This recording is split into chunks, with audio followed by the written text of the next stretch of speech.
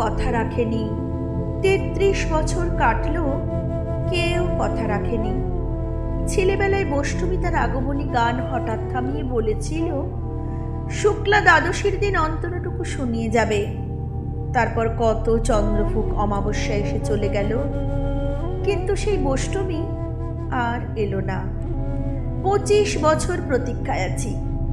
মামা বাড়ির মাঝে নাদের আলী বলেছিল, বড় হও দাদা ঠাকুর, তোমাকে আমি 3 প্রহরীর বিল দেখাতে নিয়ে যাব, যেখানে পদ্ম ফুলের মাথায় সাপ আর ভ্রমর খেলা করে।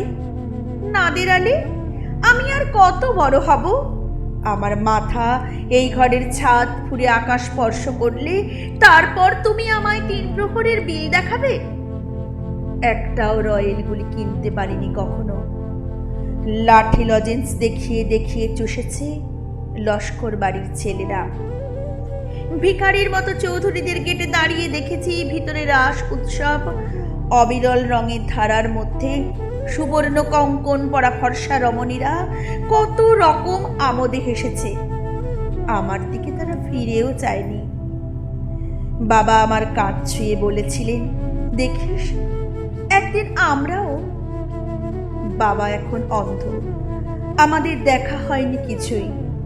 সেই রয়েলগুলি, সেই লাঠি লজেন্স, সেই রাস উৎসব আমায় কেউ ফিরিয়ে দেবে না? বুকের মধ্যে সুগন্ধি রুমাল রেখে বরুণা বলেছিল, যেদিন আমায় সত্যিকারের ভালোবাসবে সেদিন আমার বুকেও এরকম আতরের গন্ধ হবে। ভালোবাসার জন্য আমি হাতের মুঠোয় প্রাণ নিয়েছি, দুরন্ত ষাঁড়ের চোখে বেঁধেছি লাল কাপড়, বিশ্ব সংসার তন্ন তন্ন করে খুঁজে এনেছি 108টা নীল পদ্ম। তবু কথা রাখেনি বরুণা। এখনো তার বুকে শুধুই মাংসের গন্ধ।